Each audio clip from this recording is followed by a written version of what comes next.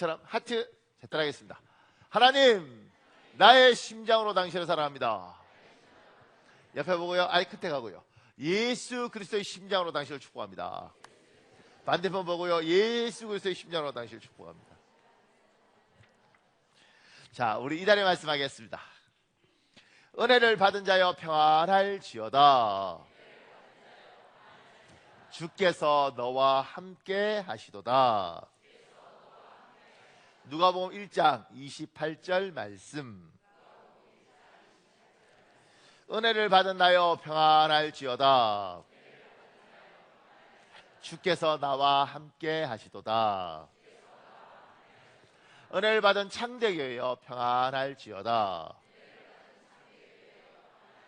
주께서 너와 함께 하시도다. 은혜를 받은 대한민국아 평안할지어다. 주께서 너와 함께 하시도다. 예수님의 이름으로 선포합니다. 아멘. 반드시 여러분의 선포대로 될 줄 믿습니다. 고맙습니다. 제가 오늘 고린도전서 18장 4절에 11절에 대해서 간략하게 밑에 있게 적었습니다. 오늘 본문을 통하여 우리는 하나님의 말씀에 대한 두 가지 접근 방법을 배울 수 있습니다. 첫 번째, 그들 가운데서 하나님의 말씀을 가르치니라. 우리의 의지와 생각과 이성을 가지고 성경에 접근하는 것입니다. 우리가 노력하여 말씀을 배우고 익히고 가르치는 것입니다. 두 번째, 바울이 하나님 말씀에 붙잡혀 우리가 말씀을 잡는 것이 아니라 하나님의 말씀이 우리를 잡는 것입니다. 초자연적인 성령 하나님의 역사입니다. 말씀이 의지를 가지고 우리의 심령에 접근하는 것입니다. 이 두 부분에 대하여 나누어 보려고 합니다. 말씀을 접근하는 게 두 가지가 있는데요. 하나는 내가 내 이성과 내 생각을 갖고 말씀을 붙드는 거예요. 말씀을 배우고 익히고 이 말씀을 붙들고 살아야겠다, 이렇게 되는 것이 첫 번째고요. 두 번째는 내가 이렇게 한다고 많은 사람이 생각하는데 놀라운 게 때로는 하나님의 말씀이 나를 탁 붙잡고 이 말씀이 나를 몰고 가는 게 있습니다. 요건 경험해봐야 하는 것입니다. 요 두 가지에 대한 것들이 오늘 하나는 말씀을 가르치는 우리의 노력과 또 하나는 말씀에 붙잡혀가는 하나님의 초자연적인 것과 이 두 가지인데, 제가 이게 설교 양이 많아서 아마 두 번에 나눠서 해야 될 것 같아요. 두 번에. 그래서 그러니까 이번 주에 온 사람은 반드시 다음 주에 와야 돼. 이번 주에 왔는데 다음 주에 안 오면 이렇게 생각하는 거죠.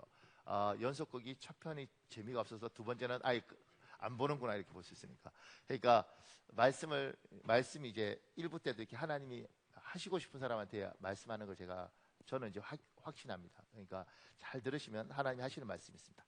큰 1번에요 11절, 그들 가운데서 하나님의 말씀을 가르치니라. 자, 그 밑에요, 물건을 사면 물건과 함께 품질 보증서와 사용 설명서가 동봉되어 옵니다. 사용 설명서대로 물건을 사용하면 잘 활용할 뿐만 아니라 오래 쓸 수 있습니다. 이것처럼 하나님 우리에게 하나님에 대한 설명서를 주셨습니다. 이것이 성경 하나님의 말씀입니다.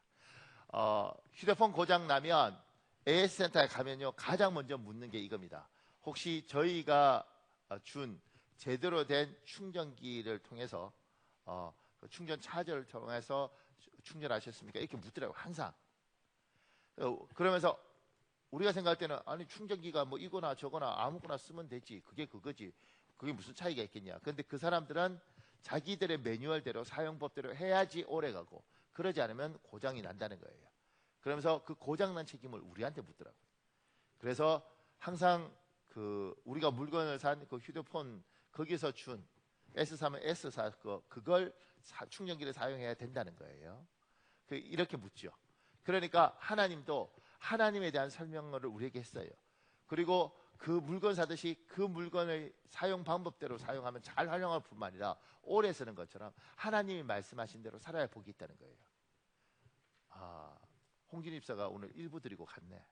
내가 2부 때 있었으면 내가 물어보려고 그랬는데, 홍진 입사님 이시동 집사하고 결혼할 때 시아버지로부터 사용 설명서를 받았어요.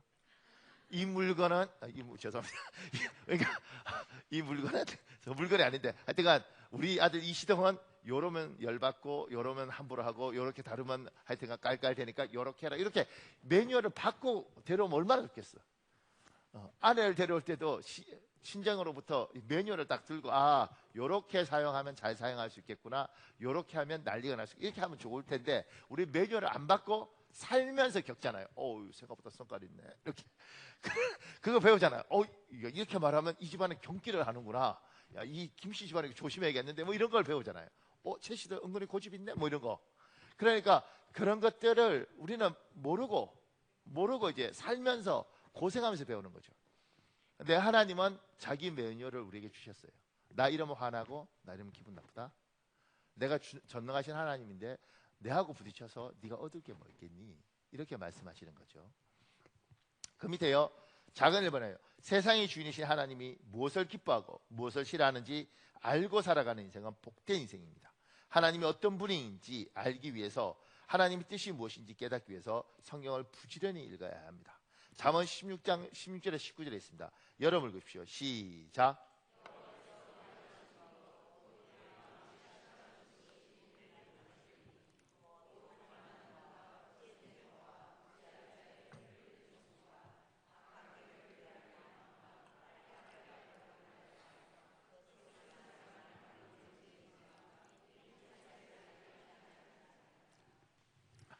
우리 하나님이 무조건 좋은 분이라고 생각해요. 그러니까 하나님은 무조건 좋은 분이니까 무슨 짓을 해도 하나님이 허허 웃으시고 난 너 사랑한다 이렇게 간다고 생각해요. 근데 성경은 분명히 설명합니다. 여호와께서 미워하시는 것, 하나님이 싫어하시는 것이 67가지니, 그리고 하나님이 미워하는 게 있고 싫어하는 게 있다는 거예요. 야, 나는 네가 내 아들이고 내 딸이지만 이런 행동은 싫어, 이런 건 싫어, 이런 건 미워해, 이렇게 말씀하시는 거예요. 그러니까 미워하는 행동을 자꾸 하는데 어떻게 관계가 좋아지겠어요? 저는 저희 아들을 사랑합니다. 그런데 사랑하는 건 사랑하는 거고 얘 행동 중에 마음 안 드는 건 마음에 안 드는 거예요. 마음에 안 드는 행동을 계속하면 관계가 멀어지는 거죠. 멀어지는 거죠. 하나님은 그 매뉴얼을 딱 주셨어요. 여기 재밌어요입니다. 교만한 눈 17절에. 그러니까 여러분, 찢어진 눈 괜찮습니다. 단축구멍 같은 눈 괜찮아요. 까만지 떴는지 잘 모르는 눈 괜찮아요. 다 봐준다는 거지. 근데 교만한 눈은 하나님 싫다는 거예요. 난 미워한다는 거예요. 교만한 눈이 어떤 눈인지 잘 모르시죠? 제가 지금까지 보면 교회에 딱 들어오면 교만한 사람도 있습니다. 어떤 사람이 교회 오면 저희 교회 처음이세요? 그 가방 누비 그거 맞죠? 이렇게 짜툰 같은데 뭐 이러면서. 교만한 눈은요, 눈에서 이게 눈빛이 강렬하다, 눈이 약간 허리멍텅한데 괜찮다는 거지. 하나님 교만한 눈 싫다야. 교만한 눈 재밌죠? 이런 거 찾으면 이게 재밌습니다. 거짓된 혀, 거짓말하는 거 싫다야. 난 네가 진실했으면 좋겠어.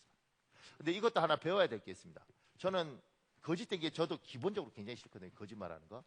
그러니까 진실로 말을 해야 되니까 이제 진실하게 이야기를 하는 거죠. 이를테면 이시름 씨가 여기 제일 앞에 있으니까 제가 저보다 어리니까 편해서 제가 이를테면 이시름 씨한테 이야기할 때 시름 참 괜찮은 사람이에요 이렇게 하면 저는 어렸을 때 이게 괴롭더라고요. 왜냐하면 내가 이 사람을 100% 좋아하는 게 아니고 90% 좋아하는데 10% 숨겼잖아.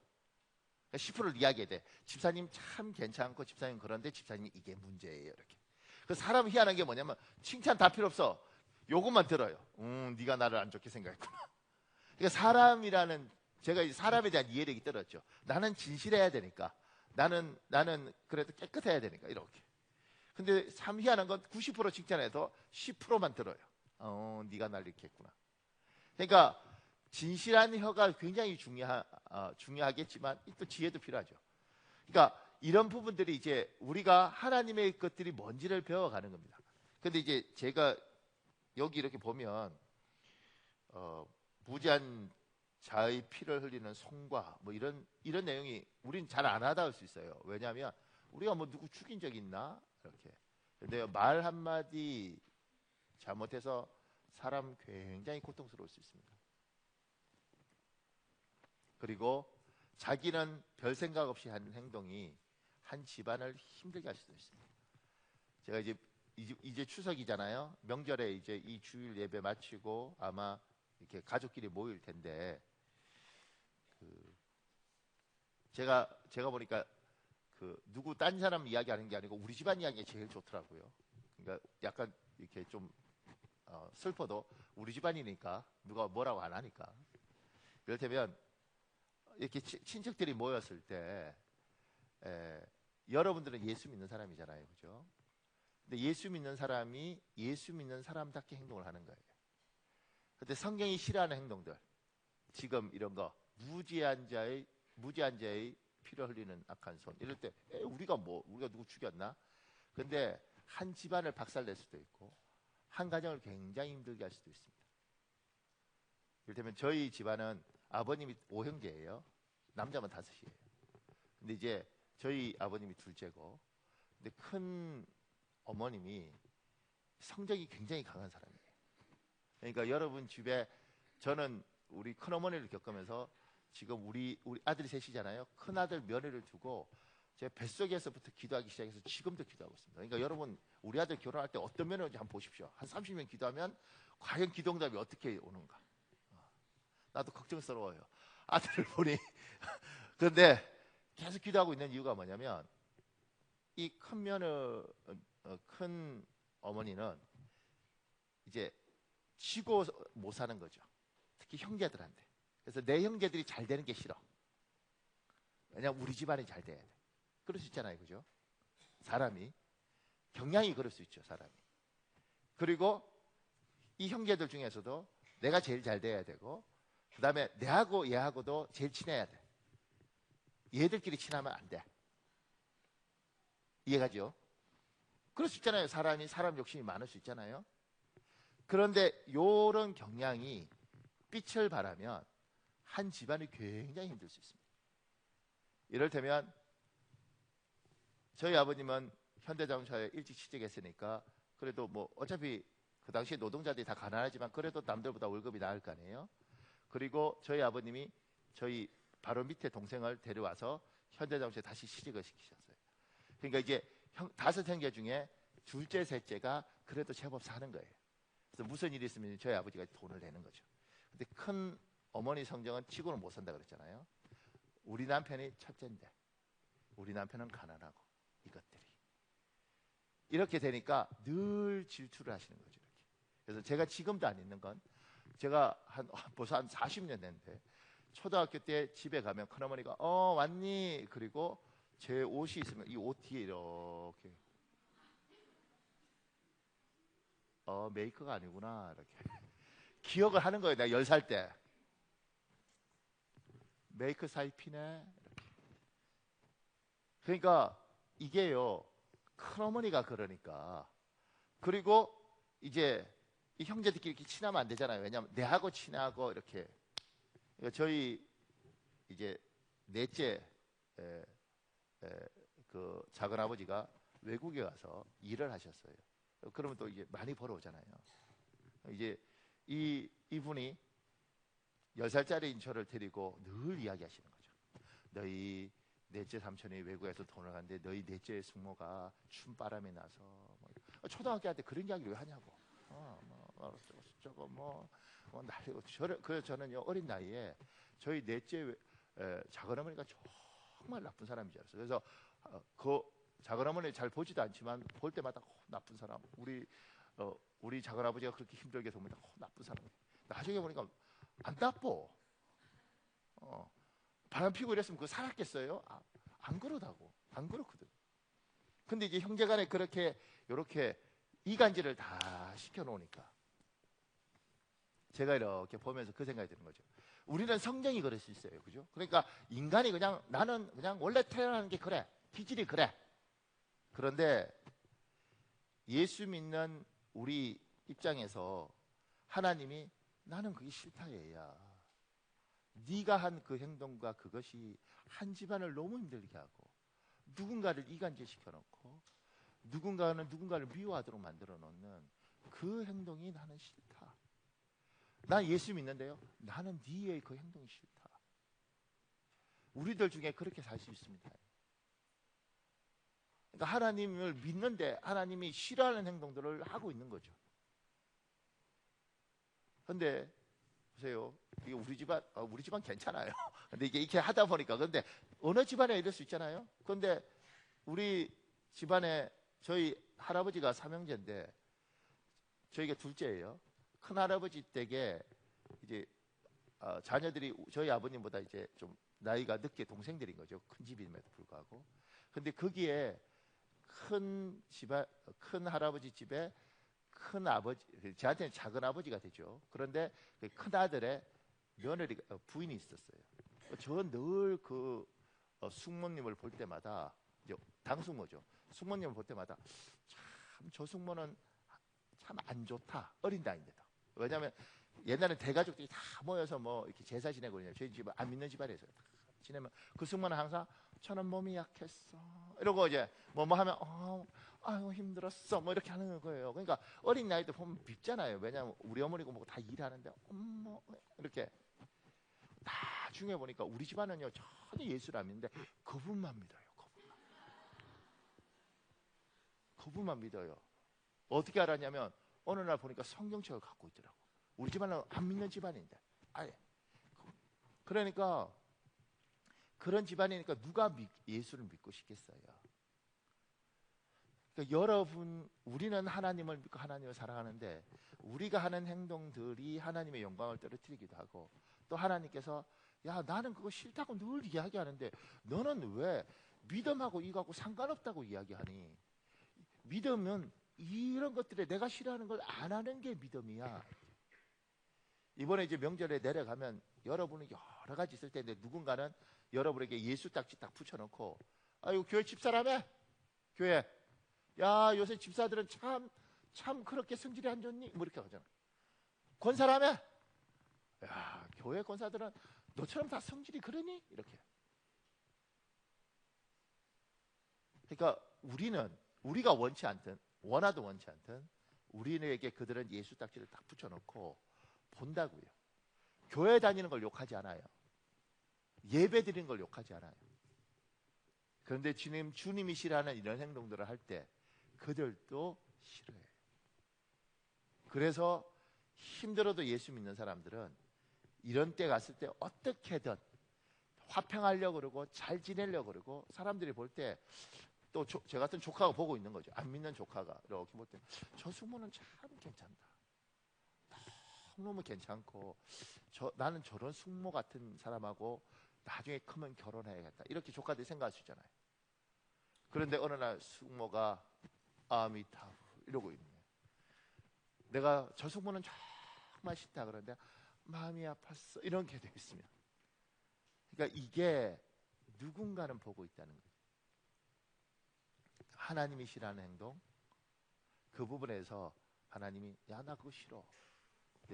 놀라운 건 사람들도 그 행동 싫어해요. 안 믿는 사람도 싫어해요. 히브리서 13장 16절에 있습니다. 여러분 읽어볼래요? 시작.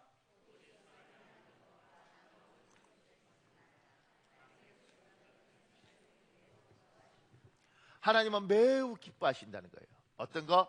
오직 선을 행하는 것과 나누어 주는 것을 잊지 말아라. 이거 말고도 하나님 기뻐하시는 행동들이 많죠. 그러니까 우리는 전지전능한 하나님을 믿을 뿐만 아니라 그분이 주권자라고 믿잖아요.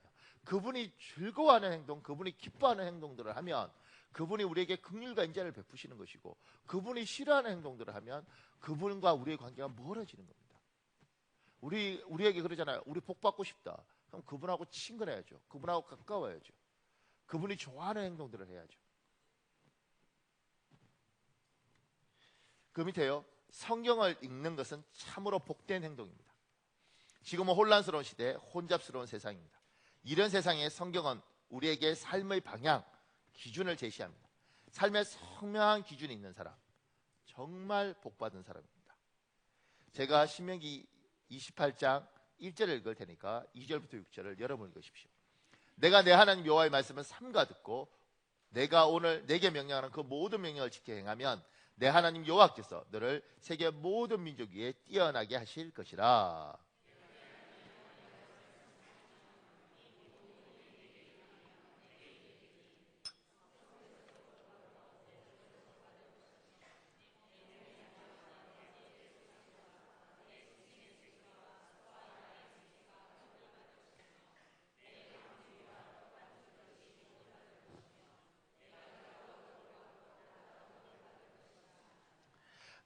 하나님께서 내가 나가도 복을 받고 들어가도 복을 받고 세계 모든 민족에 뛰어나게 하신다는 거죠. 그게 뭐냐면 하나님의 말씀을 삼가 듣고 그 말씀을 지켜 행하면. 그러니까 교회만 오면 안 되는 거죠. 예배만 드리면 안 되는 거예요. 그 말씀을 삼가 듣고 지켜 행하면 내가 하나님이 기뻐하시는 일들을 하면 내가 너를 복주겠다는 거예요. 그러니까 어떻게 살아야 되지? 하나님 우리에게 매뉴얼을 딱 주셨죠. 그 매뉴얼대로 살면 됩니다. 그러니까 앞으로 세상은 어떻게 될 것인가? 앞으로 세상은 놀라운 세상이 옵니다. 지금 그래도 지금 제 또래들, 저보다 좀 밑에도 그래도 우리는 감당할 수 있는 문화가 있는데 지금 젊은 애들 20살, 25살 이 아이들 우리가 이야기가 굉장히 어렵고요. 그 다음에 지금 초등학교 다니는 애들은 여러분하고 저하고 완전히 다른 외계인일 수 있습니다. 그리고 앞으로 15년이나 20년 후에 한국 사회는 어디로 가 있을지 모릅니다. 왜냐하면 각자의 소견에 옳은 대로 하고 각자의 주장대로 갈 거기 때문에 세상은 어디로 갈지 모릅니다.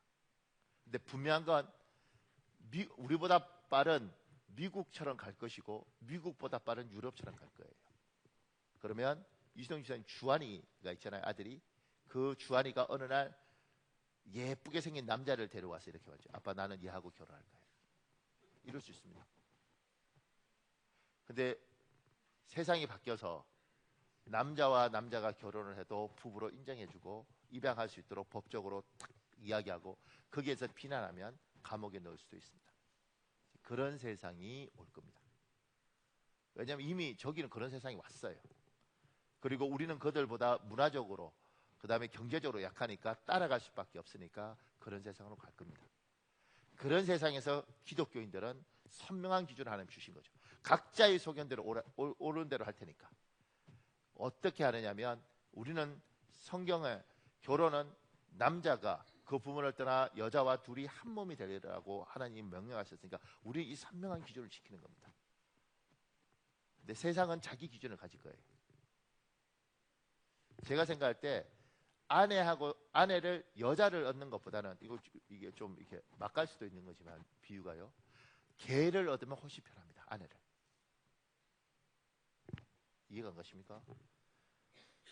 아내를 개를 얻으면 이거 내 마누라예요 혼인 신고하면 이 마누라는 발로 차도 갔다가 꼬리치면서 와요. 모르십니까? 나 개 발로 안 차봐서 난 몰라요. 제가 아는 건 열받을 때 갈 때 옛날 저희 옆집 어른들 보면 아침에 열받으면 개 발로 차고 샹 이러고 가도 저녁이 되면 꼬리를 막 흔들고. 제가 우리 사모 문명나를 발로 차는 순간 그 위에 언니 셋인데 와서 나 죽일지 몰라요. 처남 둘이 있는데 장난 아닙니다. 6남매니까 다섯이 와서 그냥 물고 뜯고 하면 근데 개는 발로 차도 꼬리를 흔들어요. 아내를 발로 차는 순간 여러분 죽을 수도 있고 그 아내는 몇 날 며칠 한 달 내내 필요도 돌아오지 않을 수 있어요. 개가 훨씬 편하지. 한선희 권사님 너무 고개를 까득이는 거예요. 그렇죠? 심재번 집사님보다는 개가 편할 수 있어요. 그러니까 앞으로는 내가 원하는 거하고 결혼하고 내가 원하는 거 살고 싶어요. 그런데 하나님은 불편한데 남자 보고 여자하고 결혼하고 여자 보고 남자 보고 결혼하라 그런 거죠. 그리고 굉장히 불편한데 결혼해서 애를 낳으라고 이야기하는 거예요. 이 애는 이건 또 말을 듣나요? 태어날 때부터 말을 안 듣는 게 자라면 자랄수록 말을 더 안 들어요. 아니 우리 집만 그래요? 아니 우리 집은 그래도 애 착해요. 자라면 자랄수록 점점 말을 듣지 않고 그 다음에 생각이 굵어지면 굵어질수록 점점 더 심해지는 사회가 와요. 그러지 않겠습니까? 그럼에도 불구하고 우리는 선명한 기준을 하나님 주신 거죠. 선명한 기준을. 그 기준을 따라 우리는 사는 겁니다. 조금 더요. 그 밑에요. 말씀을 기준으로 사는 것은 가정생활에 큰 유익을 줍니다. 아이에게 분명한 삶의 기준을 제시하고 부모에게도 각자의 감정을 따라 집안을 움직이지 않고 하나님이 기뻐하시는 기준에 따라 가정생활을 이끌게 도와줍니다. 그 밑에 글 중에 이런 내용이 있습니다. 보세요. 아이들이 어렸을 때 아내가 아이들에게 성경 구절을 암송시키기 위하여 헌달력 뒷장에 성경 구절을 적어 밥 먹기 전에 읽게 하였다. 아이들은 뜻도 모른 채 엄마가 시키니까 그냥 벽에 있는 성경 구절을 읽고 기도하고 밥을 먹었다. 몇 번을 하면 보지도 않고 외웠다. 그냥 와와와 중얼중얼 기도하고 아멘 한다. 그 모습을 보면서 저렇게 말씀을 외우는 것이 무슨 소용이 있을까 생각했다. 근데 놀라운 일이 일어났다. 막내가 어디서 담배 모양으로 된 껌을 들고 와서 엄마 앞에서 담배 피우는 시중하였다. 엄마가 놀라서 때려주려고 몽둥이를 들고 달려왔다. 그러자 막내가 껌의 껍질을 벗겨내며 씹기 시작했다. 껌이야 껌. 아내가 멈칫했다. 때리자니 아니고 그냥 두자니 뭔가 좀 섭섭하고. 그때 중학교 2학년이었던 둘째가 한마디 했다. 악은 모든 모양이라고 버리라고. 성경 말씀이에요. 했는데 막내가 맞았다. 얼마나 놀란지 모른다. 뜻도 모르고 외웠다가 그나마도 잊어버린 말씀인데 그 말씀이 필요한 상황이 닥치자 자기도 모르는 사이에 그것도 0.001초 정도 사이에 말씀을 찾아내고 해석한 것이다. 그리고 막내 매맞게 한 것이다. 말씀은 그런 것이다. 모든 성경은 하나님의 감동으로 된 것으로 교훈과 책망과 바르게 함과 의로 교육하기에 유익하니 이는 하나님의 사람으로 온전하게 하며 모든 선한 일을 행할 능력을 갖추게 하려 함이라. 말씀을 읽어야 한다. 근성으로 읽지 말고 깊이 뜻을 생각하며 읽어야 한다. 깨달아야 한다. 전율을 느끼리만큼 무릎을 치리만큼 감동하며 성경 읽는 법을 익혀야 한다. 그리스 철학자 프라타고라스 그 사람이 한 말, 만물의 척도는 인간이다. 저는 학교 시간에 그거 외우고 시험 치고 했는데 무슨 뜻인지 몰랐어요. 근데 이제 나중에 계속 공부하다 보니까 만물의 척도, 자가 사람이라는 거예요. 무슨 뜻인가? 각 사람마다 기준이 있고 그 기준대로 사는 겁니다. 그러니까 결혼하면 힘든 게 뭐냐면 우리 집안하고 이 집안하고 문화가 달라요. 생각이 달라요. 같은 대한민국에 태어나서 같은 심지어 경상도면 경상도, 전라도면 전라도에 태어났는데 문화가 달라. 그 다른 문화를 겪으면서 생각하는 거죠. 이거 뭐지? 그래서 부딪히는 겁니다. 각자의 소견대로 오는 걸 하니까. 그러니까 우리는 어떻게 되냐면 성경이 기준이고 그 성경 기준에 아버지도 맞추고 어머니도 맞추고 애도 맞추는 거예요. 아빠가 담배 피울 때 아이가 악은 그 모양으로 버리라고 하면 아빠도 담배를 꺼야 되는 것이고, 엄마가 술 마실 때 아이가 우리 몸은 거룩한 하나님의 성전인데 성전을 더럽히면 안 된다고 그랬는데 그 말에 술을 끊어야 되는 거죠. 아이가 욕을 할 때 성경 말씀에 한 우물에 쓴물과 단물이 나오지 말라 그랬으니까 그 말에 아이가 욕을 끊어야 되는 겁니다. 그러니까 내가 듣기 싫으니까 끊어 이렇게 되는 거 아니에요. 아이들은 누가 집안의 주권자인지 알죠. 아빠 텔레비 봐도 돼? 텔레비 봐. 엄마가 갑자기 야 시영기한테 왜 텔레비 틀어? 아빠 그 순간 알죠. 엄마가 집안의 주권자이고 저분을 건드리는 순간 난리가 납니다. 그러니까 저분의 말이 법이 되는 거죠. 그러니까 우리는 그렇게 사는 게 아니고요. 모두가 성경 말씀에 아버지든 어머니든 아이든 이 기준을 선명하게 해서 여기에 다 서로를 맞추고 사는 거예요. 그러니까 나도 불편하죠. 그거 불편한데 이렇게 가는 거예요. 저하고 저희 아이들하고도 안 맞을 수 있잖아요. 그런데 자녀를 노엽게 하지 말라 그랬으니까 노엽게 하지 않으려고 제가 그 말씀에 고개를 숙이는 거예요. 아니 내가 아버지인데 내가 하고 싶은 대로 하고 싶죠. 내 승질내고 싶고 던지고 싶은데 하지 마! 이렇게 하고 싶죠. 그러지 않겠어요? 오늘도 아침에 저희 집사람이 저희 아이들한테 그러죠. 아빠한테 가서 용돈 받아라. 옛날에 엄마가 줬는데 왜 갑자기 나한테 왔는지 모르겠는데 어느 날부터 내가 주고 있어요. 내가 돈 주잖아. 고등학생 5만 원, 중학생 3만 원. 피 같은 돈을 주잖아. 그럼 나도 승질 내야지. 돈 주는데 이렇게. 자녀를 노엽게 하지 마라. 그 말씀에 나를 맞추는 거예요. 하나님 말씀에 우리는 집안이든 나라든 하나님 말씀 이 선명함에 우리를 맞추는 겁니다. 불편하죠. 불편한데도 맞추는 거예요. 그래서 어느 순간이니까 세상 사람들이 우리를 보면서 저 기독교인들은 저래. 그런데 우리하고 삶의 기준이 달라서 굉장히 불편한데 최소한 저 아이들을 보면서 우리 애들은 저렇게 자랐으면 좋겠고 나는 저게 불편하지만 우리 집안은 저렇게 왔으면 좋겠어. 제가 전에 말씀드렸잖아요. 로마 시대에 기독교가 국교화될 때 여러 가지 이론 중에 하나가 로마는 굉장히 문란한 나라입니다. 너무너무 문란하고 성적으로 아주 타락한 나라입니다. 그럼에도 불구하고 힘이 센 나라였죠. 근데 기독교인들은 순결했어요. 그들이 그 문화에 자라든 말든 예수를 믿으면 순결해지는 거예요. 그래서 난잡하지 않고 문란하지 않아요. 어느 날인가 믿지 않는 로마 귀족들도 내가 며느리는 저기서 데려와야겠다 생각하는 거예요. 내가 저 문란한 애들을 데려오는 게 아니고 우리 집안은 저렇게 성결한 애를 데려와야겠다 생각하는 거예요. 그래서 고급스러운 집안의 귀족들이 기독교인 집안의 자녀들을 데려오기 시작하는 거예요. 이렇게 그들이 남편을 기도하면서 예수를 믿게 하면서 로마의 기독교인들이 늘어나는 거죠. 지금은 예수 믿는 사람이 안 믿는 다 똑같잖아요. 우린 교회를 다닐 뿐이지 우리의 삶은 저들보다 나은 게 별로 없어요. 그러니 사람들이 예수 믿는 사람을 데려올 필요가 없고 예수 믿는 사람을 가져올 필요가 없는 거죠. 제가 있던 모교회에 길집사라는 분이 있어요. 성이 길씨예요. 근데 이분이 어느 날 바람둥이고 뭐 사업가니까 뭐 별 희한한 짓을 다 하던 분이에요. 근데 어느 날 예수를 믿고 열심히 믿기 시작했어요. 하나님을 체험하고 또 그 집 아들은 목사가 되겠다 그러고. 근데 그 집사님하고 어디 가는데 그 집사님한테 어휴 집사님 그 지금 그때 그 부인이 아주 귀티가 나고 굉장히 이렇게 외모적으로 이렇게 준수하게 생긴 분이었어요. 근데 이제 뭐 이야기하다가 집사님은 다른 여자 보고 바람 피고 이러셨어요. 그래서 그분이 그러더라고. 바람 피죠. 이렇게. 아니 저렇게 예쁜 부인인데도 바람을 폈어요. 그러니까 아유 남자는 다 똑같아요. 바람 펴요. 이러더라고. 제가 예수 믿고 안 피죠. 이러더라고. 근데 바람 그렇게 피는 분이 왜 예수 믿는 여자하고 결혼했어요? 나는 바람 피니까 바람 안 피는 여자하고 결혼해야지 집안이 되지 않겠습니까? 그래서 바람 피지 않는 여자를 데려왔다는 거예요.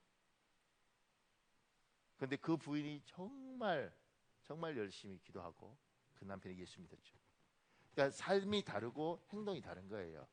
그 다른 것들이 사람들에게 마음의 감동을 주면서 나도 저렇게 살아야겠다 이렇게 되는 거죠.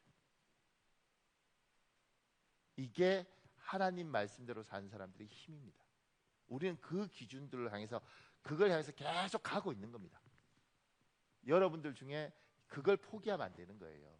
지금은 미성숙하고 지금은 부족하고 과거에 어떻게 했든지 간에 하나님을 믿으면 그 순간부터 그것을 향해서 계속해서 가는 겁니다. 사람들이 볼 때 괜찮아요. 참 괜찮아.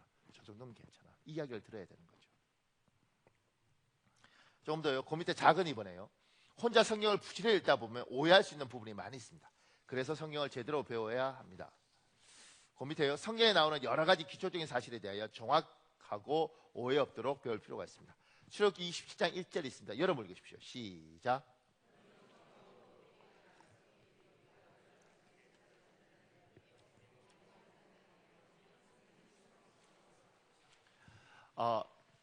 성전 제단을 만들 때 조각목으로 만들라는 거예요. 근데 어떤 집사님이 대표 기도하면서 이 구절을 인용해서 기도를 하시더라고요. 우리 교회 말고요. 제가 자랐던 교회에서.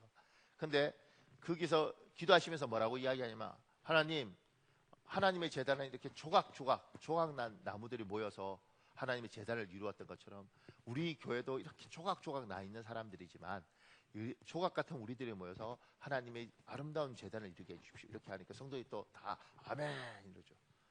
그날 은혜 많이 받았죠. 그런데 그 밑에 번역을 이렇게 하는 거죠. 아카시아 나무로 제단을 만들어라. 조각목이 한자고 이 한자가 뜻이 아카시아 나무를 조각목이라고 이야기하는 거예요. 그러니까 성경을 잘못 배우면 은혜를 받을 수도 있죠. 좋아할 수도 있어요. 근데 이단으로 갈 수 있는 거예요. 그래서 제대로 된 성경을 배워야 된다. 말씀을 붙들기 위해서는. 그리고 그 밑에요. 교회나 교인들에게 여러 가지 상황으로 인하여 상처를 많이 받은 분들이 우리 주위에 종종 있습니다. 그런 생채기 난 마음으로 성경을 해석하면 성경에 대해 엉뚱한 오해를 하는 경우가 있습니다. 그 밑에요. 삐딱한 사람이 쓴 약간 마음이 삐뚤어진 사람이 쓴 글입니다. 꼬마가 무엇인가를 오랫동안 생각하더니 예수에게 물었다. 예수님, 마음이 가난하다는 것이 무슨 뜻이에요? 이번에도 예수가 꼬마에게 물었다. 마음이 가난하다니. 그러자 꼬마가 답답하다듯이 말했다.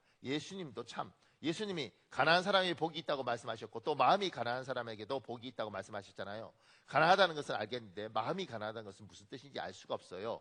내가 마음이 가난한 사람에게 복이 있다는 말을 했다 이 말이니? 네, 성경에 그렇게 쓰여 있잖아요. 성경에? 네, 성경이에요. 꼬마는 짜증스러운 말투에도 예수는 빙그레 웃으며 말했다. 글쎄 마음이 가다는 것이 무슨 뜻인지 나도 모르겠구나. 그리고 내가 그런 말을 했는지도 기억나질 않는구나. 저도 예수님이 그렇게 말씀하실 줄 알았어요. 내가 그렇게 말할 줄 알았다니 그게 무슨 말이니? 가난한 사람에게 복이 있다면 부자들이 기분 나쁘지요. 부자들이 기분 나쁘면 교회에 돈을 내지 않지요. 그래서 마음이 가난하다는 이상한 말을 만들어낸 것이 틀림없어요. 우리 꼬마는 정말 못 말리는 꼬마라고. 제가 생각할 때 이 꼬마가 개그맨 박명수 같은 애들이 아닐까 싶어요. 그죠? 삐딱해. 이 글 쓴 사람도 약간 삐딱해. 그러니까 상처난 마음을 가지고 성경을 해석하면 희한한 해석을 해요.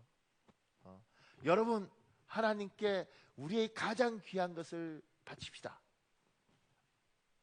목사님 우리 집 한 거 들었나? 뭐 이렇게 해석하는 거죠. 이런 거 몰라요? 어느 날 제가 직접 겪은 건데요. 제가 이제 그 부목사일 때 담임 목사님, 여러분 하나님 앞에 가장 귀한 걸 드려야 됩니다. 하나님 앞에 제대로 된 걸 드려야 됩니다. 특히 여러분 하나님 앞에 여러분에게 참 축복받은 걸 드려야 된다, 이렇게 설교했어요. 그날 그 예배에 참석했던 이 무슨 집사님이 있었는데, 그분이 그때 마침 건물을 가지고 있대. 건물을 팔아서 헌금을 가지고 있었대. 큰 돈을. 목사님 설교하는 순간 누가 꼬발랐구나. 어쩐지 설교하는데 자꾸 나 쪽으로 보면서 돈 내라 이렇게 하는데, 차마 돈 내라 말 못하니까 가장 소중한 걸 바칩시다 이렇게. 그러니까 사람이요, 마음이 그러니까 설교를 그렇게 듣고 그렇게 보는 거죠. 이렇게. 그러니까 하나님 말씀을 제대로 배워야 되고, 상처난 난 마음이 말씀을, 그 상처난 것들 회복되지 않으면 그렇게 해석하더라고요. 그리고 스스로 상처받아요. 아무도 그렇게 요구하지 않는데 불구하고 스스로 상처받아요. 그 밑에요, 말씀은 우리의 삶을 변화시키는 하나님의 강력한 도구입니다. 우리의 삶 속에서 하나님이 함께 하시기 위하여 말씀을 우리에게 주신 것입니다. 그런데 삶 따로, 신앙 따로의 믿음 생활을 하는 분들이 종종 계십니다. 우리 사도행전 17장 11절에 있습니다. 여러분 읽으십시오. 시작.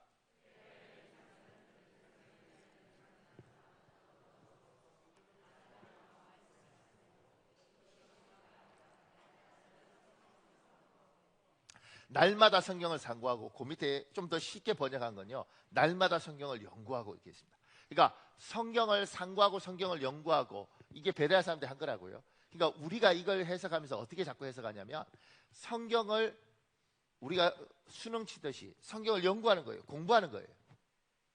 성경을 연구하고 공부한다고 해서 저는 사람이 변한다고 생각하지 않습니다. 잘 들어야 됩니다. 이제 보통 미국에서 신학으로 박사를 하면 빨리 하는 사람들이 있는데, 석박사를 5년 만에 마치는 경우도 있습니다. 논문의 질은 별로 아주 좋지 않는데 아주 뛰어난 사람은 5년을 해요. 근데 보통 경우에 좀 유명한 학교에 가면 10년을 합니다. 10년. 그러면서 이제 PhD라는 학위를 받습니다. 필라소피 오브 닥터인데, 보통 하면 철학 박사인데 이제 일반 박사를 PhD라고 하는 그 학위를 받거든요. 10년 걸려요. 미국에서 10년 공부하면서 사람이 너무 이 성경을 연구하고 공부하잖아요. 너무 여기서 빠져서 공부하다 보면 학위를 받고 싶고, 성경은 파는데, 헬라어 히브리어 다 파는데 사람이 약간씩 이상해집니다. 그리고 10년 동안 학위를 못 받으면 경제적으로 너무 힘들고 자존심도 너무 상하니까 약간 이상해요. 그래서 그 PhD라는 걸 영어로 이제 농담할 때 PhD, 이래서 Permanent Head Damage, 이래서 영원한 뇌 충격을 받은 상태, 영원한 뇌 손상 상태. 그래서 PhD 받은 애들은 약간 내가 이상하다, 이렇게 자기들끼리 자조스킨 농담을 해요. 근데 실제로 제가 이렇게 뭐 뛰어난 사람들 있는데 만나보잖아요. 만나보면 참 많은 사람들이 성경을 그렇게 연구하고 공부를 했는데 인격이 굉장히 모난고 강팍한 경우도 많습니다. 그러니까 왜 그럴까? 성경을 상고하는 이유, 성경을 연구하는 건 이 성경 말씀을 통해서 내가 예수님을 사랑하고 예수님처럼 살고 예수님을 닮기 위해서 공부를 해야 되는데, 이게 분리되어 있는 거예요. 그래서 공부를 많이 했는데 지식은 굉장히 많은데 삶은 상관없어요. 제가 가장 놀랬던 것 중에 하나가 두 가지가 제 스승들한테 경험이 있는데요. 한 번은 영국에서 공부를 하고 박사학위를 받고 이제 교수로 오셨죠. 근데 이분의 수업 시간에 어떤 분이 질문을 했는데 설명을 했어요.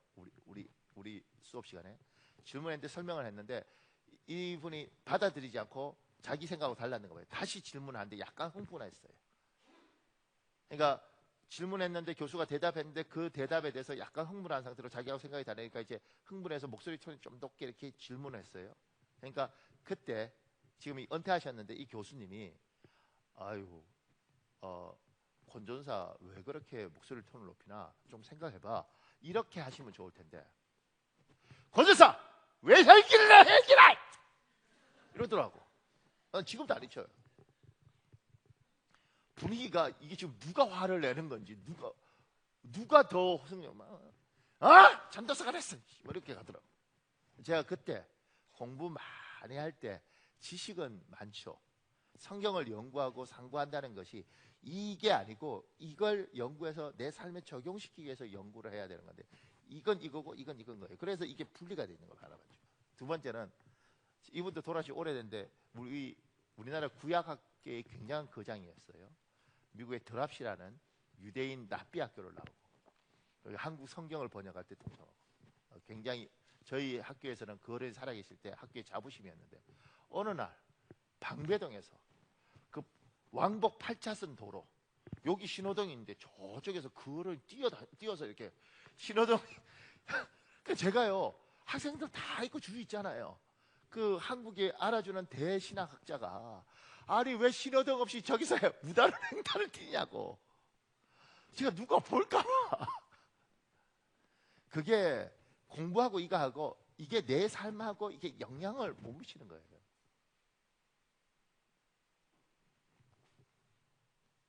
보세요.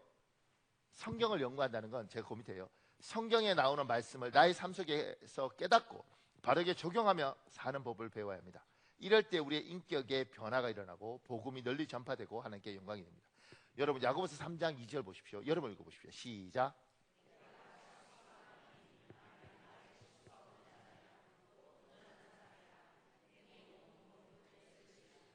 말에 실수가 없는 자는 온전한 자다. 누가 몰라요. 그러니까 말 실수하지 마라. 굉장히 간단하다는 거죠. 성경을 연구한다는 건 이런 개념으로 접근하는 게 아니고요. 그 밑에 보세요. 장경동 목사가 말 한마디의 중요성을 강조하며 꺼냈던 일화는 무심코라는 말의 의미를 곱씹게 해줍니다. 어려웠던 시절 하루는 그의 아내가 주인집 김장을 도와주고 남은 우거지를 쓸어 담아오려고 했습니다. 겉절이나 시래기를 만들어 먹을 생각이었는데 그런 아내를 보며 주인집 아주머니가 뭐라고 그래? 돼지 주려고 그래? 라고 말했습니다. 아내는 속상하고 너무 마음이 아팠지만 먹고 살만해지고 나서야 이 일화를 남편에게 털어놓았습니다. 장경동 목사는 세 가지 교훈을 얻었다고 합니다. 우선 무심코 한 말이 남의 가슴에 못을 박을 수 있으니 말을 조심해야 한다는 것이고, 다음으로는 상대가 생각 없이 한 말에 상처받을 필요가 없다는 것입니다. 마지막으로는 아내가 그 말을 바로 그날 밤에 털어놓지 않고 훗날 꺼낸 것을 고맙게 생각하며 말에도 때가 있다는 것을 깨달았다는 것입니다. 힘든 시절 아내의 그런 이야기를 들으면 사역을 그만두고 일을 했을 거라는 얘기죠. 보세요. 말에 실수가 없으면 온전한 사람 누가 모르나? 그러니까 말 조심해야 됩니다. 여러분 말을 조심해야 됩니다. 이렇게 말하는 것은 큰 의미가 없더라는 거예요. 그걸 가지고 와서 지금 이것처럼 말을 할 때 내가 던진 말 그거잖아요. 너무 가난하니까 남은 김장 담고 남은 그 버릴 그걸 가지고 집에 가서 씻어서 겉절이해서 어떻게든 먹어보겠다고 그럴 때 돼지 주려고 그래? 아무 생각 없이 던졌어요. 그 순간 이건 뭐예요? 우리는 돼지 새끼 같은 존재들이구나 이렇게 하는 거지. 뜻없이 한 말에 상처받고 분노하고 괴로워할 수 있고, 그 다음에 뜻없이 한 말에 대해서 내가 넘어가면 되는데 못 넘어가는 거죠. 여러분 잘 넘어가십니까? 나도요 뜻없이 한 무슨 말에 걸려서 몇 달 며칠 막 힘들어할 때 많습니다. 소화가 안 돼서. 아니 고기도 소화가 되고 뭐 하여튼간 좀 힘든 것도 다 소화가 되는데 사람 말은요 소화 안 될 때 많습니다. 듣고 나면 잠도 못 잡니다. 왜 그런 말 했지? 왜 이런 말 했지? 왜 이렇게? 그걸 어쨌든 저 사람 수준이 저것밖에 안 되는데 그 말에 뭔 신경을 쓰고 잘 안 돼요. 넘어가는 거죠. 왜냐하면 저 사람은 그냥 저런 사람이야 이렇게. 그 훈련들이 필요한 거죠. 그리고 같은 말을 해도 그 이야기잖아요. 그날 그 이야기 했으면 아마 장경동 이분은 아마 미쳤을 거예요. 남자로서 너무 비참하고. 그런데 시간이 다 지나서 먹고 살만하니까 이야기를 하니까 이게 뭐예요? 추억이 되는 거예요. 옛날에 그랬어. 그때 많이 아팠겠구나. 참아준 게 참 고맙다. 아, 말이라는 게 할 때가 있고 못할 때가 있고. 하나님이 우리가 성경을 상고한다는 건 이렇게 상고하는 거예요. 그러니까 이렇게 가면 하나님의 말씀에 대해서 우리가 말씀을 붙잡는 거잖아요. 그 말씀을 생각하고 하나님이 이렇게 말씀했는데 이게 아닌데 그걸 평생을 묵상하면서 성숙해 가는 거죠. 인격이 다듬어지고. 그런데 성경 공부는 많이 하는 거예요. 우리는 공부를 잘하는 민족이니까. 그리고 어렸을 때부터 공부하는 게 습관되어 있는 사람이니까 그거 막 공부해. 그냥 아는 건 너무너무 많아. 근데 이게 여기에서 어떻게 적용될지 응용이 안 되는 거예요. 응용이 안 되니까 이 실수들을 너무 많이 하고. 그래서 교회 안에서요, 말로 실수하는 게 얼마나 많고 말 때문에 내가 하나님을 믿어도 교회를 안 다니겠다는 경우도 얼마나 많은지 몰라요. 근데 우리는 그걸요 아무 생각 없이 툭 던지는 거죠. 그러니까 성경을 연구하고 그 성경을 고민하고 상고한다는 건 이걸 내가 어떻게 적용해서 어떻게 쓸 것인가, 그 고민들을 계속 하는 겁니다. 말 한마디, 단어 하나 고민을 하고 갈등을 하고 그걸 바꿔가는 거죠. 저도요, 제 같은 경우는 그래도 감사한 게 여러분보다 훨씬 좋은 조건이면요, 이게 설교를 하잖아요. 이게 다 녹화가 돼서 인터넷에 떠요. 그러면 제가 제 설교를 듣고 저희 아내는 반드시 제 설교 다시 듣습니다. 참 고마운 건 다시 듣고 이렇게 말을 해요. 아유, 목사님 은혜를 많이 받았어요 이래요. 네, 내가 볼 때 분명히 그 걸리는 거 많거든요. 지적질하기 시작하면 아마 우리 부부 못 살 것 같아요. 근데 저도 들으면서 생각해요. 왜 이때 이렇게 내가 말을 했을까? 목사가 된 지 몇 년이 됐고 그런데 왜 내가 이때 이런 표현을 썼을까?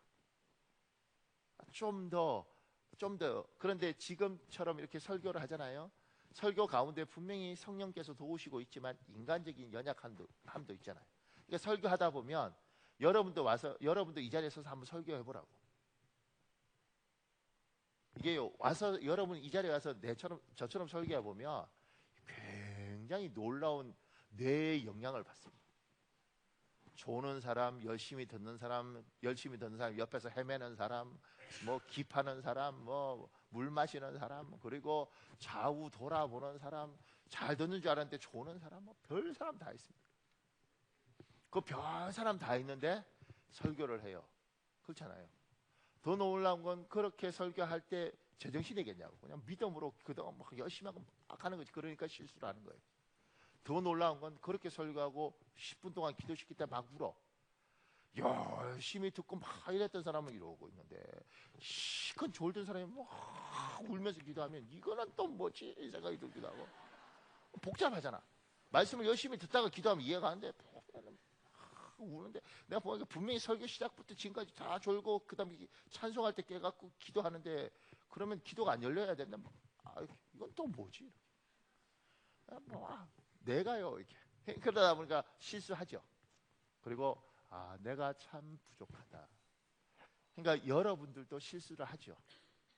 그러니까 단순히 말의 실수가 없으면 온전한 사람이다, 이게 끝나는 게 이거 말씀이 뭔지를 평생 상고하고 연구하고 내 삶 속에서 이런 걸 제거해 가는 거예요. 그러니까 제가 이제 목회하면서 배우는 것이 뭐냐면 참 상처 많은 사람들이 많아요. 제가 전에 표현했잖아요. 창이 있으면 창끝을 이렇게 대고 있는 게 아니고 창끝을 이렇게 대고 있다가 누가 무슨 말하면 내 말이래? 그 자기 찔러 그냥. 내가 찌르는 것도 아닌데. 이런 사람들이 생각보다 많습니다. 사람이 참 인물이 준수해야 되는데 나 못생겼다는 이야기네? 뭐 이럴 수 있는. 그런 말 아닌데. 키 큰 사람 참 좋겠어. 그래서 나는 키 작다. 뭐 이렇게 가는 거예요. 무슨 말을 못하겠어. 그런데 그런 사람들 속에서 제가 이게 목회하면서 내가 하는 주기에서 기도하죠. 하나님, 할 말은 다 해야겠지만 부정적인 표현, 자극적인 단어, 이런 것들을 다 빼고도 하나님의 뜻이 잘 전달됐으면 좋겠습니다. 그 기도합니다.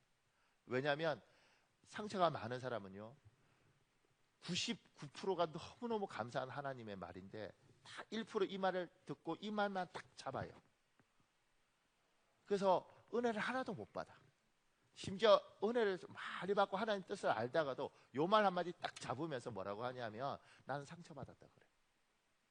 그러니까 제가 말의 실수가 없으려면 정말 지혜로워야 되고 그 부분에 대해서 훈련하고 준비하는 거죠. 그러니까 그러면서 다듬어져 가는 거 평생을. 제가 부교육자로 있을 때 운전을 이렇게 차량 운전을 하는데 여자 집사님이 아기 있는 여자 집사님이 아이고 목사님 많이 피곤하시죠? 했어요. 제가 뭐 피곤하죠. 잠을 제대로 못 자고 하니까요. 예 많이 피곤합니다. 그죠? 많이 힘드신 것 같아요. 그거 끝났어요. 근데 이걸 누가 담임 목사님한테 이야기를 했는가 보죠. 아마 그분이 이야기해서 목사님이 많이 피곤하대 뭐 이렇게 했는가 보죠. 저는 복이 뭐냐면 야단 맞는 복이 있었어요. 그러니 하여튼 나를 뭐 어느 날 불러다가 이놈의 새끼야 네가 뭐 영적인 이렇게 자녀 이런 거니까요. 이놈의 새끼야 네가 집사가 뭐라 할 때 나 피곤하다가 했다며. 그래서 제가 피곤한 거 피곤하다고 뭐라고 했어요. 피곤하다고 그랬죠 목사님. 피곤하니까. 야 네가 피곤하다고 해서 나아지는 게 뭐냐 그러더라고. 예? 그 애기 있는 여자 집사가 너 대신 운전해 주겠냐? 아니면 딴 사람이 운전해 주겠냐? 말한 너만 우스운 놈 되고 운전 못 해주는 이 집사는 괴롭고 네가 그 말에서 나아진 게 뭐냐? 그죠? 그럼 피곤하다 어떡하면 그래도 집사님이 그렇게 말하면 괜찮습니다. 그래도 할만합니다. 하나님은 은혜가 있죠. 이렇게 말을 해야지 이 집사가 그래도 아이고 우리 전도사님 그래도 힘든 거 목사님 힘든 거 뻔히 하는데 애쓰시네 참 힘들다 말은 귀하네 이렇게 이야기하고 자기도 운전하기 편하고 너도 좋은 소리 듣지. 피곤하다고 해서 네가 나아진 게 뭐가 있냐고 막 욕을 엄청 하는. 내가 담임 목사 되면 이걸 다 갚아줘야 되는데 내가 갚아주기 어려워요. 우리 홍 목사는 나보다 덩치가 좋지 뭐 김영진 목사는 좀 키가 좋지 뭐 그래서 근데 제가 그때 말을 할 때 진짜 도움 안 되는 말을 우리가 많이 하고 살더라고. 그러니까 여러분들 중에 우리 교회 집사들 아이들 있잖아요. 여러분이 교회 못 나오게 하려면 굉장히 간단합니다. 한 30 몇 살 되는 여자애들한테 시집 아직 안 갔니? 이러면 걔 교회 안 나와. 내가 그러죠. 그런 말 왜 해? 그런 말 하려면 딱 이렇게 내가 그러잖아. 이렇게 해야 된다니까. 너 시집 안 갔지? 하버드 내고 진짜 잘생긴 놈이 있는데 내가 소개시켜줄게. 이러려고 하고 그러지 않으면 가만히 있어 그냥. 보면 몰라? 표정 딱 보면 남자친구 없는 것 같아. 가만히 있어 그냥. 왜 그런 말을? 제 친구 목사 우리 교회 처음 와서 옛날 저 1층에 이렇게 고치기 전에 처음 오자마자 교회가 왜 이렇게 더럽냐 그러더라고. 근데 그때부터 걔 안 만나잖아. 왜냐면 그 말 해서 박 목사 왜 이렇게 교회가 더럽냐? 내가 1,000만 원 헌금할 테니까 네 뭐좀 해. 이렇게 하든가. 아니 말하고 듣는 나 기분 나쁘고 말한 지 나한테 욕 얻어먹고 나아지는 거 하나도 없죠. 왜 그딴 말을 하냐고. 제가 도움되지 않는 말은 할 필요가 없다. 들어서 기분 나쁘고 해서 기분 나쁘고. 이게 뭔 짓이야. 말의 실수를 참 많이 하는 거죠. 우리 아들 셋이잖아요. 항상 이렇게 말을 해. 아이고 셋째가 딸이었으면 좋겠다. 그거 우리 아들인데 이야기해. 셋째가 그렇다고 어떡하겠냐고. 내가 잘못 태어났는 것 같다 이렇게 말할 거고. 그거 낳은 우리 힘들고. 다 아무 해답도 없는 거예요. 또 제 여동생은 딸만 셋이에요. 셋째가 아들이었으니까 아무 도움이 안 돼. 그 얘들 둘이 바꿀까? 아무 도움도 안 되는 말 왜 하냐고. 그러니까 인생에 전혀 도움도 안 되고 유익하지 않은 말을 그냥 뱉는 거죠. 그러니까 우리는 그냥 말을 하지만 말의 실수가 큰 거죠. 우리 셋째 상처 많을 거라고. 아이고 엄마한테 미안해서 걔가 무슨 생각하겠어요. 내가 성전환 수술해야 되나 이렇게 생각해요. 얼마나 힘들겠냐고. 그러니까 이야기할 때 그죠. 아들이 셋이에요. 애들이 셋이면 아들끼리는 정말 행복합니다. 행복하겠어? 딸이 셋이에요. 복 받았네. 딸 셋이면 진짜 좋습니다. 자기들끼리 얼마나 좋은지 몰라요. 그럼 저희 부부는요, 당신들끼리 즐거우면 되지. 당신들끼리 부부끼리. 그러니까 정있게 사셔야 돼요. 그렇게 말을 하면 다 사는데 거기다 대놓고. 제가 같은 말을 해도 왜? 그러니까 우리가요, 예수를 믿고 하나님을 사랑해도 지혜가 없는 거죠. 그러면 성경을 상고한다는 거, 이걸 가지고 어떻게 할 건가, 이 고민들을 하는 거예요.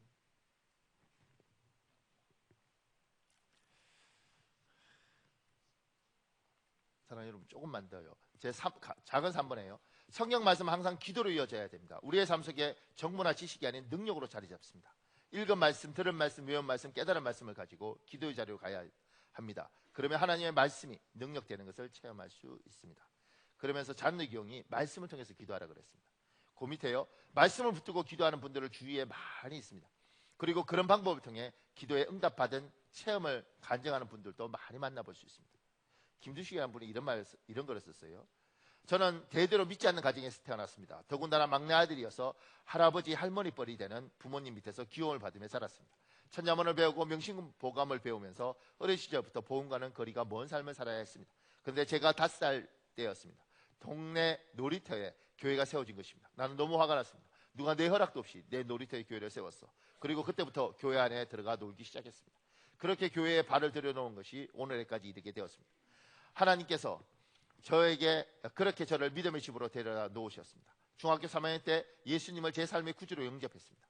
그런데 구원받은 후에 한 가지 고민이 생겼습니다. 제 아버지는 초등학교 5학년 때 이미 돌아가셨지만 남아있는 어머니와 형제들은 여전히 예수님을 믿지 않는 것이었습니다. 저는 너무 슬펐습니다. 세상에서 나를 가장 사랑하시는, 그리고 내가 가장 사랑하는 어머니가 지옥에 가신다는 사실이 너무나 마음이 아팠습니다. 그래서 어머니에게 복음을 전했습니다. 어머니, 예수님 믿어야 구원받아요. 얘야, 예수님을 믿어야만 꼭 구원을 받아 천국 가고 예수님 안 믿으면 천국 못 가냐? 예. 그렇다면 내 아버지는 안 믿고 돌아가셨는데 그럼 아버지는 지옥 가셨냐? 마음이 너무 아팠지만 그렇다고 말씀드리니 한참을 깊이 생각하시던 어머니는 이렇게 말씀하셨습니다. 그러면 나는 못 믿는다. 아니, 어머니 왜 그러세요? 내 아버지가 지옥에 가 계신데 내가 어찌 혼자 천국 가겠노? 너희 아버지 내가 가서 뒷바라지도 해드려야지. 내 혼자는 천국 못 간다. 나는 그렇게 못한다. 전도만 하면 어머니는 그렇게 말씀하셨습니다. 그래서 하나님 앞에 매달렸습니다. 저는 1991년 1월 12일을 영원히 잊지 못합니다. 하나님의 부르심을 받고 나서 영어 강사를 그만두고 신학을 공부하면서 해마다 1월이 되면 20일을 철야 기도를 했습니다. 기도 제목은 한 가지, 어머니의 구원이었습니다. 저희 가정에도 하나님의 구원이 임하게 도와주옵소서. 하나님께서는 사도행전 16장 31절에 주 예수를 믿으라, 그리하면 너와 내 집이 구원을 얻으리라고 말씀하셨는데 왜 저희 집에는 구원이 일어나지 않습니까? 하나님 도와주옵소서. 그렇게 하나님 앞에 때를 쓰기 시작했습니다. 몇 년을 기도하다가 1991년 1월이 되었습니다. 그래도 어김없이 어머니의 구원을 위하여 10일째 기도하는데 자꾸 전화기가 보였습니다. 눈만 감으면 전화기가 보였습니다. 기도하다가 집에 무슨 일이 있나? 왜 자꾸 전화기가 보이지? 하면서 집에 전화를 했습니다. 근데 조카가 받았습니다. 조카들이 전화를 받고는 다급하게 말했습니다. 삼촌 큰일 났어요. 연락하신 어머니가 어떻게 되신 줄 알고 왜 그러냐고 물으니 할머니께서 갑자기 예수님을 믿고 싶으시대요 하는 겁니다. 실은 갑자기 믿고 싶어지신 게 아니라 어머니를 위하여 수년 동안 눈물로 기도한 아들의 소원을 하나님께 들어주신 것입니다. 그 이후로 어머니는 돌아가시는 그날까지 10년 동안 예수님을 믿고 기뻐하시면서 열심히 믿음 생활을 하셨습니다. 손자와 손녀가 태어나는 것도 보시고 막내 아들인 제가 미국에서 공부하여 박사학위를 취득하는 것도 보시고 목사 안수를 받아서 주의 사역에 힘쓰는 것도 보신 후에 편안하게 제품에서 제 기도에 아멘 하시고는 눈을 감으셨습니다. 그렇게 천국에 가셨습니다. 사랑하는 여러분, 우리 한 3, 4분밖에 기도 못합니다. 이 시간에 기도할 텐데요. 하나님, 나는 말씀을 붙들고 있는가? 오늘 우리가 말씀을 붙드는 부분에 이야기했습니다. 나는 하나님 말씀을 붙들고 기도하고 있는가? 나는 붙들 말씀이 있는가? 나는 기도할 때 어떤 말씀을 붙들고 있는가? 하나님이 나에게 주신 말씀이 있는가? 시간 주여 한번 간절히 부르실 거예요. 하나님, 내가 기도합니다. 나에게 붙들 말씀을 주십시오. 하나님, 내가 기도하려는데 기도할 때 붙잡고 기도할 말씀이 없습니다. 하나님, 나에게 말씀을 주십시오. 이 시간에 주여 한번 간절히 부르시고 우리 한 3, 4분요 통성으로 기도하는 시간 갖겠습니다. 주여, 아버지 도와주십시오. 아버지 도와주십시오.